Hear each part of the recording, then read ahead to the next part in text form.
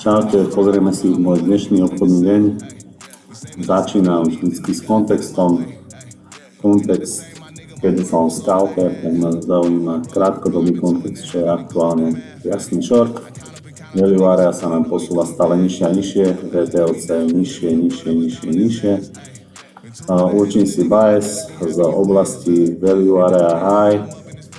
Takisto je tu konfirmácia s VPLC a tu na value area low a s týmto high volume nodom.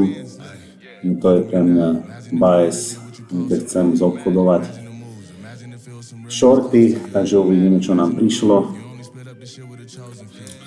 Keď sa presuniem na minútový graf, tak si môžeme pozrieť, že tu nám prišiel open hneď vybral našu prvú zónu, ale ja open neobchodujem, pretože je to riziko. Open môže vykopnúť oveľa vyššie a tým pádom by môj stop loss proste bol zbytočný.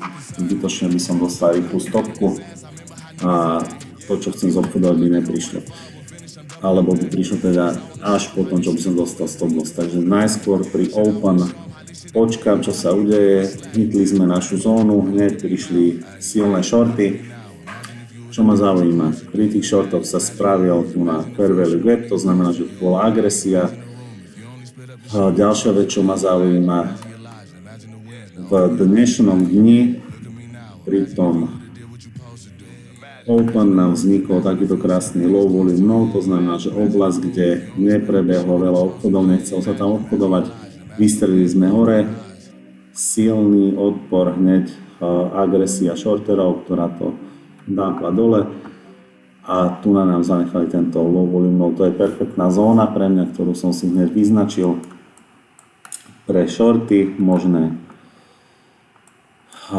Takže tu na nám vznikol navyše order block, ktorý vidíme, že aj je platný, tie najvyššie objednávky tam zostali, tu na najvyšší zobchodovaný objem, tu na najvyšší zobchodovaný objem, tu na takisto, takže najvyšší zobchodovaný objem týchto sviečok zostal hore, takže je to pre mňa platný order block v tomto prípade.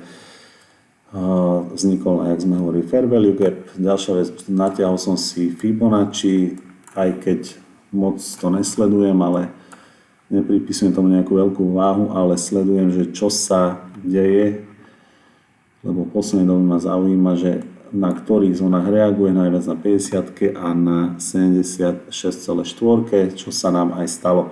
Takže v našej oblasti fair value gapu a low volume node sme si dali limitnú objednávku, ktorá bola hneď vyplnená, dal som ju trošku popredu, aby nám to chytilo.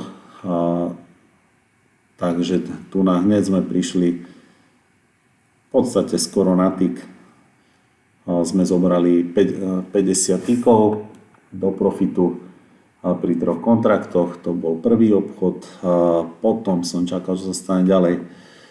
Ďalej sa nám stalo to, že cena znova prišla hore do order bloku. Takisto tam zanechala volume, ale hneď bola cena zrazená dole. To znamená, že sila, agresia tých kupcov, ktorí tam prišli, bola hneď negovaná tými predajcami, to znamená, že pokus o prerazenie nebol platný, takže keď nám príde zlyhanie, to je druhá silná vec, ktorú chcem vidieť, že príde takéto zlyhanie. Prídeme do order bloku, vykopneme MVG a hneď príde zlyhanie kupcov. To je super vec. Pri pullbacku na našu zónu, ktorú sme si zakreslili, som bral ďalší vstup, znova 3 kontrakty. Prvý som bral 50 tikov a ďalšie 2 zvyšné, ktoré nám tam zostali, sme zobrali pri 60. Toto boli moje dnešné obchody. Zabralo mi to zhruba nejakú polhodinku času s prípravou. Už mám po zvyšok dňa voľno, tak ak sa chceš dozvedieť viac o mojom obchodnom štýle, napíš mi na Instagram.